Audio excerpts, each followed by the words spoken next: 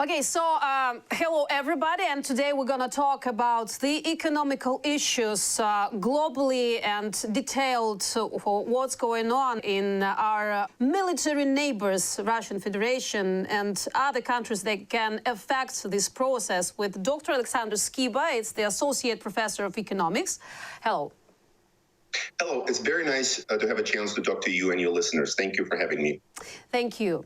So I would like to put you, the first question is sounds philosophical, I think, because from what I heard from your colleagues not long ago, that Russian Federation, it's just the 2% of world economics. It was before war. And I don't know how much is that for now, but on what they're building, still building their naked ambitions that obviously from what this percentage tells about Russia. I think that in some sense they have overplayed their hand because even though it's 2% of the world GDP. So they are not an economic power in any traditional sense. So in other words, they're not known for their technological advances. No country will be buying their technological equipment. They are buying now equipment from China. So Russia considers China and Iran as technologically advanced nations. That just tells you where they are and their place in the global economy. But if you look at the global oil market and gas market, I don't have the latest numbers, but that's a much larger share. Second, if you look further on the share of oil that is bought from Russia, but a lot of and natural gas by European countries, then that level of importance rises dramatically.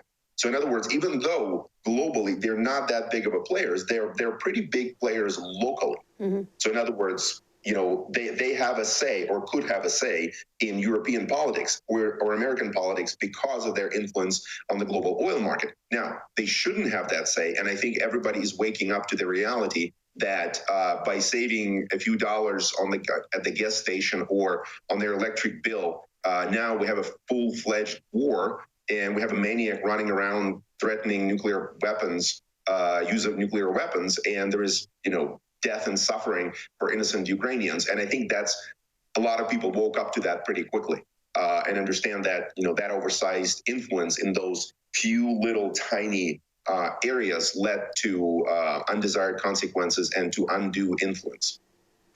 If we talk about natural resources that are cut off markets in the European Union and maybe a little large, it became in Asian countries, in China, in India. But on the other hand, is this very important territory of land on our planet for export and import for the European Union, for Western countries and other economics? Because from what I hear, that there's been a problem that's called the difficulties of supply chain. So what role in supply chain Russia plays, if you say that it's more important locally and mostly in neutral resources? So what this country is interesting now during the war and after the war, because I hope the war will stop sooner or later? I think it's hard to tell because supply chain data is very proprietary. So in other words, if you want to know where the parts to your car or to your iPhone came from, it's a detective exercise trying to find where the parts came from. But I will tell you what I observe as an economist and how I can make conclusions on what I observe. So one thing that happened very quickly is that as soon as the world realized what was going on and the true intentions, true military and aggressive intentions of Russia, and now no desire to be playing by the rules, what happened, how quickly all the Western companies pulled out of Russia and stopped operations, stopped selling, stopped buying, stopped employing, stopped cooperating with Russian companies, stopped docking ships, stopped getting, you know, some components, selling and buying, you know, equipment from Russia. The fact that that happened so quickly, that just tells you that that link wasn't that important. Because if the same thing happened with the United States, or European countries, or even China, it would be much more difficult to just cut off a country like that from from the global supply chains just because they play a much more prominent role. I don't think Russia plays, other than the natural resources that they have, and they have large amounts, and to be honest with you, I don't even know what they have. I just assume they have a little bit of everything, that just because of how vast the land is and where it is located geographically. But the problem is that the natural resources, when we think, the old thinking of about natural resources, this is like the thinking from, I don't know, 50 years, 100 years ago, is that it's something that's just is on the ground, and you kind of come and get it and put it on the train and then sell it to a different country. It's productional circle. Yeah, it's productional circle. It's exactly, but that's where it starts. But the problem is that to get it out of the ground efficiently, it actually takes enormous investments. It takes know-how, it takes technology that Russia often doesn't have. Even oil, for example, oil technology, the Russian oil technology of, transportation and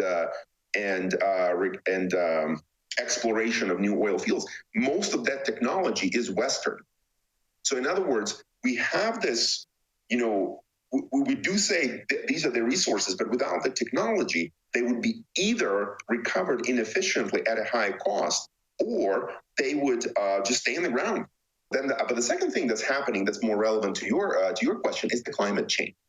The technology of using alternative energy resources is improving. The shares are going up. The technology of using nuclear power, dormant and very often overlooked, now all of a sudden is getting attention again.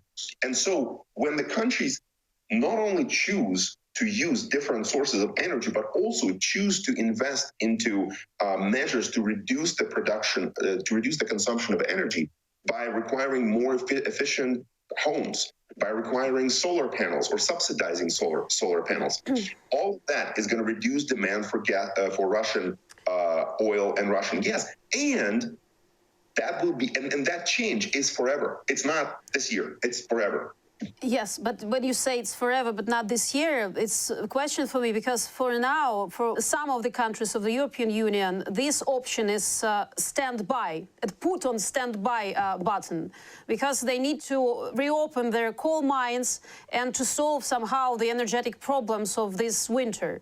So is it for the long standby or just a year? Can you predict how much time it will take to use the situation and invest the money that hopefully they have to spend to cover the needs of their social minority groups that need of help of the government, and to give Ukraine to recover, to stay in winter, during the winter, staying still during winter, and then to rebuild our country? So they much more spent for other needs, but not for the future that we're hoping before the start of the war.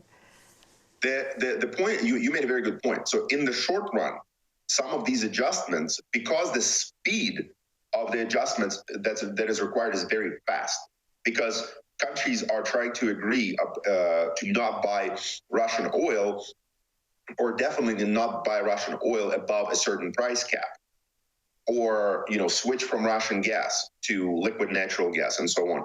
I mean, the price of natural gas right now in Europe is lower than it was before the invasion. So in other words, these systems are working. Now, one of the things that I think you're pointing out is that there are very strong regional differences in Europe in their sensitivity to the price of gas. So if you look, there's a ton of maps right now floating around on the dependency on Russian gas across different countries, and you'll see there are different countries that depend on gas to different degrees. UK, Norway, France don't depend on it as much. Italy a little bit more. Some other countries a little bit more. Hungary a little bit more. And what will happen is that you will see that reluctance there because of the internal political struggle. It shouldn't be there. To me, it's clear cut. This is the big one. This is the big land war in Europe that with tremendous human toll and tremendous barbarity by one country out of the blue invading another country. And so it's in the other country. You have politicians, you have news, you have Russian propaganda, you have Russian agents of influence trying to influence opinion, and those countries will be lagging. And I think that there is understanding now more and more in Europe that this veto power of one or two countries, well, one country, is kind of playing a bad trick on them, because what's happening is that it makes for a country like Russia, it's much easier. They don't have to make the entire Europe depend on gas. They need like one country to depend on Russian gas, and that's it. So in other words, they can say, well, we'll give you gas for free, as long as you vote against something. I mean, I'm simplifying, of course, everything is not as simple, but I think that, and I think there's more, and that's another thing that's going to work against Russia again. And I hate to say this word in the long run, because people are dying today, at the front line. This is something that, it's just, it just is what it is, in the sense that some of these changes will take longer. But the thing though is, one thing to understand is that these investments and these switches, they're not necessarily gradual. Once they happen, there is going to be an abrupt change. Actually, this war in the middle of European continent opened a lot of the questions that's very, very important now for the modern world. And it wasn't seen, it was undercovered during all these years, because mostly people used to live to the old theoretical laws of economic schools that were taught since 19th century and till today. So it really opens eyes for everybody, because we have on the same scale countries like Scandinavia that shows different approach to the economic and to dividings of goods from their economic earnings. Such country like Norway that you reminded, that have natural resources, but they sell it and they put all the money they invest in their own economy. That's why there's one of the richest country on the planet, actually one of the richest countries, right? And we have such country as Russia that came to what it came with all these rich natural resources. So everybody woke up. Everybody understood that all the instruments that were used to recover in the crisis of 2008, 2009, such as instruments of monetary politics, making all these financial bubbles again and again and again, doesn't work in the modern life. Something has to be changed. What has to be changed? And everybody understood it. So so first, I disagree with you that economics doesn't that some fundamental rules change. What did change a lot, as you said, is the specific application and understanding of the balance between some of these predictions that were based on these theories. And I think that's what's going to change. And there's a huge change. Like as you said, as you mentioned, in a lot of we saw different countries making different policy choices during the crisis.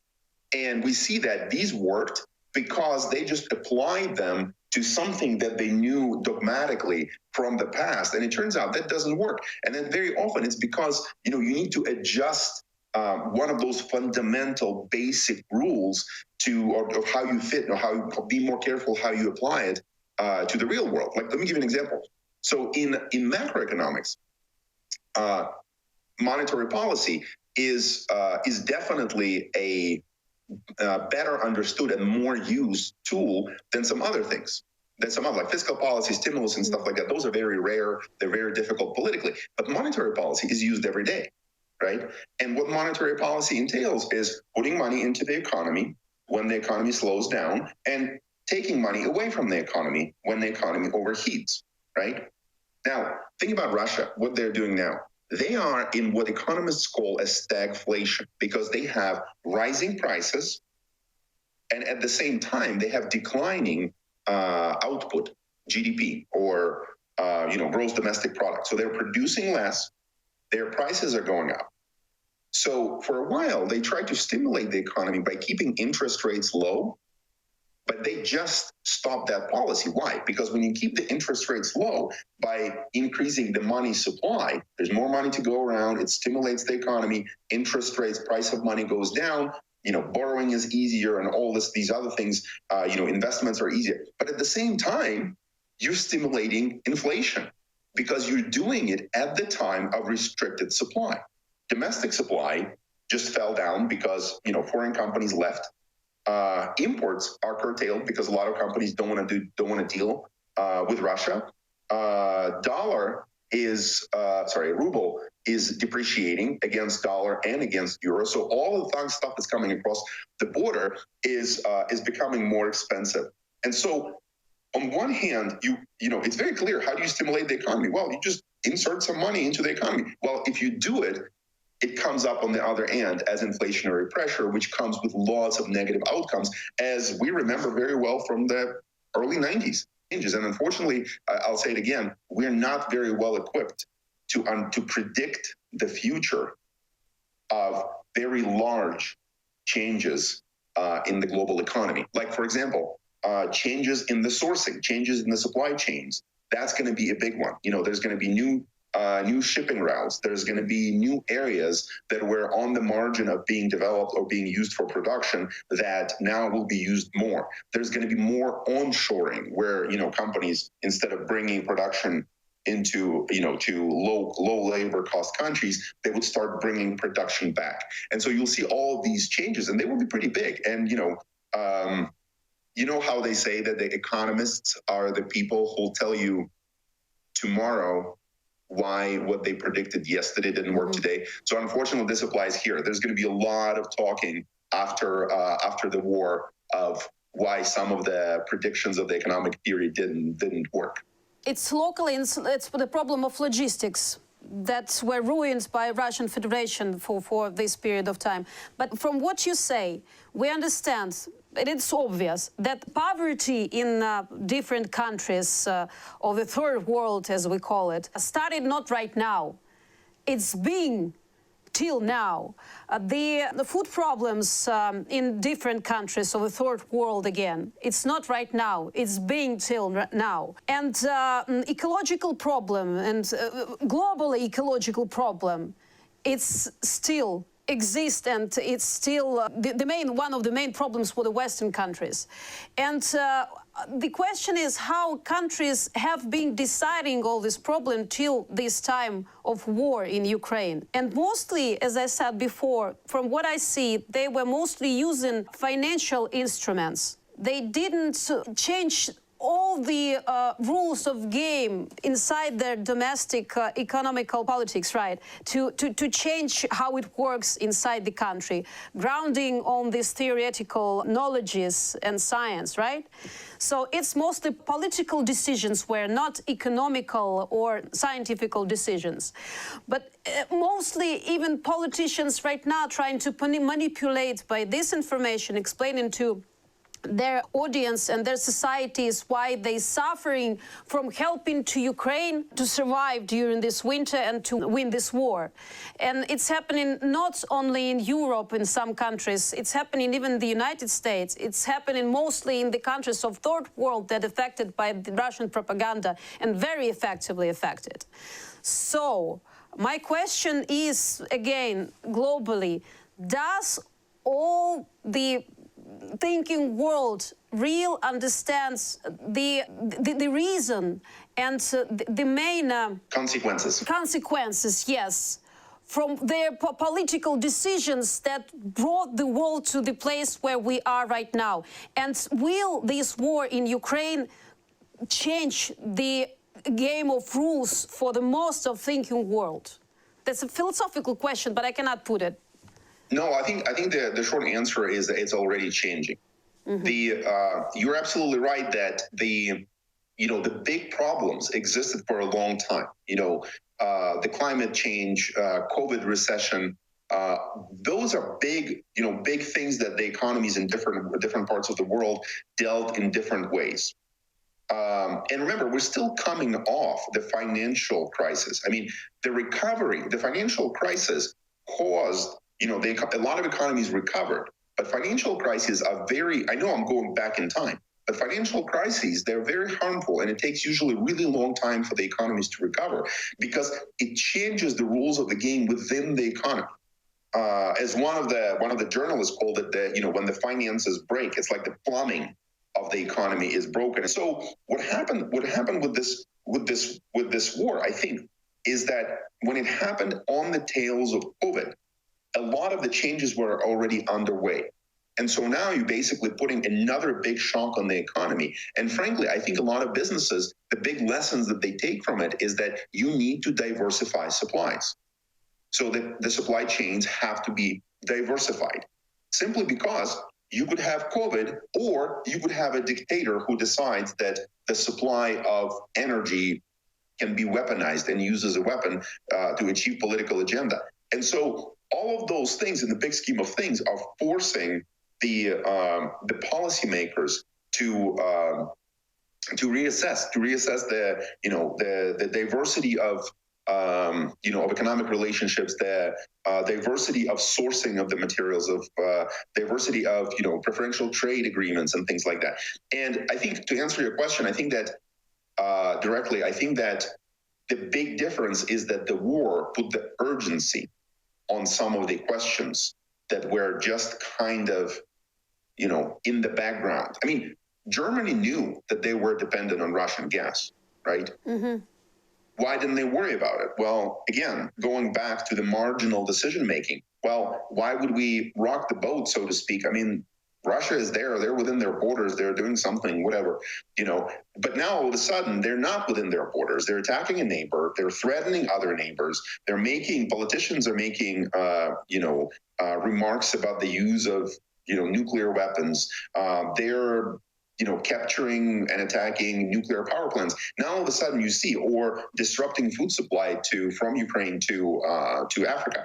Now all of a sudden you see that this little, let's just buy gas and not worry about it, now it has a real cost. And so I think that the war, honestly, I think it just highlighted some of the things that were hidden and always happening under the ground. Europe is now spending all of a sudden on defense more than they did before. Mm-hmm. Same thing. Didn't they not know what Russia is capable of? They probably knew, but they were just hoping that, that's going to be the next politician's problem, and now all of a sudden this becomes very urgent, and they have to make and they have to act. And I think that's the real effect of the war, the urgency, the relative urgency, maybe even more correctly, of all of these changes that were happening under the surface. A couple more questions to conclude our discussion about the sanctions and the help of other countries to Ukraine. The sanctions, from your point of view, they really ricochet to the countries that put the large amount of sanctions to Russian Federation, as some of the politicians say to their audiences again. Is it so? No, I don't think so. I mean, this is back to the point of, a lot of companies voluntarily moved out from Russia before the sanctions were imposed. So in other words, a lot of companies just basically said, we don't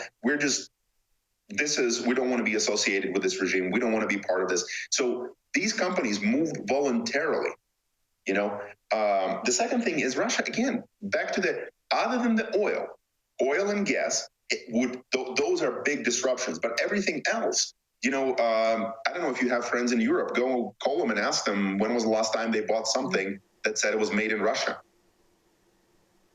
I see. I don't think there's anything. Okay, so I don't think their cars are not competitive. Like we say, it's false. Okay. This is false. I think that oil and gas, those are the sanctions that would bite Russia the most. And they're the ones that will have, or already had, I should say, already had that effect. That effect is gone. Because, there is a diversification of the sources. The price of oil is low. The price of gas is low. By the way, again, when I say that, as of today, because there is lots of predictions that the price of oil will go up again, but that will have to do with supply rather than an economic recovery, rather than anything about sanctions or about Russian economy. I just wanted to check some most popular the parts of speeches of the politicians of Western world. So one of them is false. Okay. So another one about the help and the amount of help, financial help to Ukraine. I talked to your colleagues, and most of them agree that this help is not enough. in financial equivalent, because the countries of European Union and the United States can do much, much more. They even trying to, let's say, make a comparison how they spend money right now, even during economical crisis, the global crisis, to some things that are not such important, that stop the war in Ukraine right now and start to live in a peaceful, normal development life globally. So is it false or not? Their help is enough or not? No, the help is definitely not enough. I think the reason that I will tell you right away is why those narratives work. A lot of people have very little understanding of how much does a country spend on different things.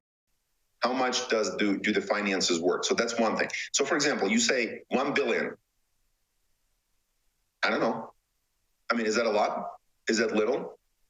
So if you just hear a big number, a lot of people react to it as like, yeah, 45 billion. That sounds like it's a large number. Just let me give you an example. I teach macroeconomics to the students, right, at a big public university. I asked a question at the end of the semester. This is students who just learned it. They just read it. We just went through it. And I asked them, what is the GDP of United States? Because that's the number that gives you a little bit of an anchor of what are we talking about in terms of, the size of the U.S. economy. And, a solid 50, whatever, maybe 40% of them miss it a little bit. And, well, that says something about me as a teacher, but it also says that, understanding the numbers, even if they stare at you in the face, is sometimes not that easy. So that's one thing that happens. And then the second thing is, unfortunately, there is still in the United States, there is the thinking like, I engage in Twitter communications routinely with people who say, we just need to stop war. Because it just sounds good, You're just basically saying, hey, look, let's just stop the war. And when you tell people like, look, no, it's, first of all, leave it to Ukrainians. And second, how do you see the end of the war? The end of the war is Russia building concentration camps in Ukraine. That's the end of the war. If Ukraine stops resisting. And we see that happen. One more number from a lot of numbers, I would say right now, I would name you right now because it's from one of the fresh articles from The Economist. Sanctioning Russia's central bank froze almost half of its more than $630 billion in foreign reserves. And economists thought that Russia's economy would suffer from this. But there are a lot of frozen accounts. There are lots of ways to give money to Ukraine for rebuilding, for preserving life right now.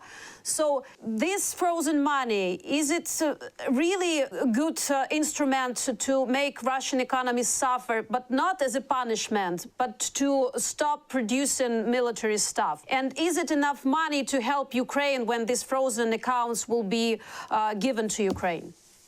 It will be, the one thing you have to understand is that I don't know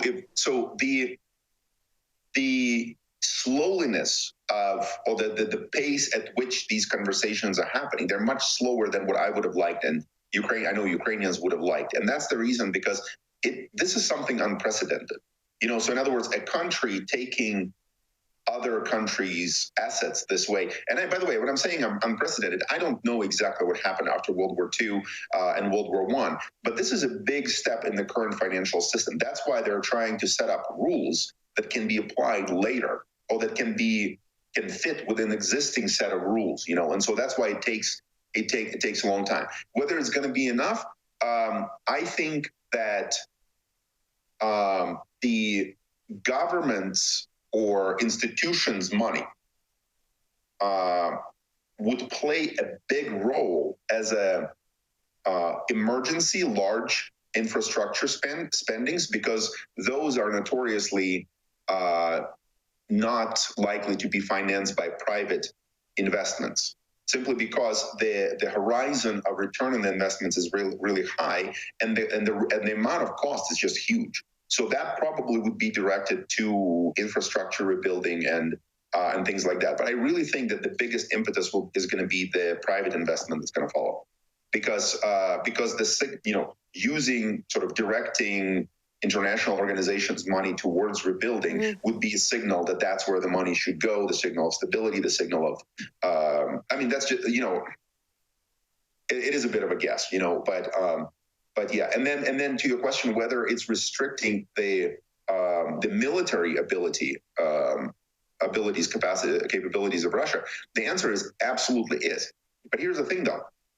So Russia has already enacted very drastic changes to keep their dollar afloat, their dollar exchange rate afloat. So remember, the war started, the ruble collapsed, and then it recovered, and it stayed fairly stable until the last 10 days.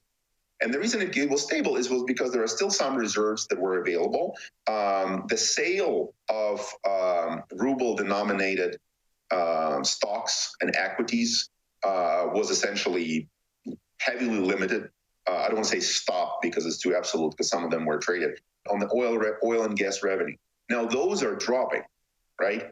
And I think that's what we see now, that it's becoming more and more costly to just dropping, foreign reserves to support the dollar. And so now they're saying there's going to be a bigger, predicted larger deficit, budget deficit, and so on. But I think that unfortunately what's going to happen is that, according to some of the statements, they want to spend money on military. They want to increase the amount of money on military. But what's going to happen is that the entire size of the budget is going to shrink. So where is it going to come from? It's going to come from deteriorating, healthcare, infrastructure, social programs, whatever the Russian government spends money on, other than the military, and all of that stuff, I think, is going to suffer. And it's going to suffer a lot, because it's going to suffer first from the increase in military spending, and second, from the reduction in the total budget. And as long as their society is on the side of Putin. But it's another question and for another discussion. But my last question will be, according to all of that we discussed in our interview right now, Ukraine's victory, in the sense of, let's say, the resources that we have, especially the resources of human energy and human intellects that show to all of the world what we can do to defend ourselves, to defend our land, and to defend our future. And in the sense of the abilities for investments, what will change globally in economics in the nearest future when Ukraine wins this war? When Ukraine wins, I think there's going to be a pretty strong appetite for investments into rebuilding Ukraine. I think the key is going to be security guarantee. And what I'm going to tell you, though, is that to me, immediately, there's lots of different parallels, but to me, I always think about, when we think about the future, I think about South Korea. South Korea was a lagging agricultural, fishing part of Korea. And the strong, industrial, powerful North was the one that was, driving the economy.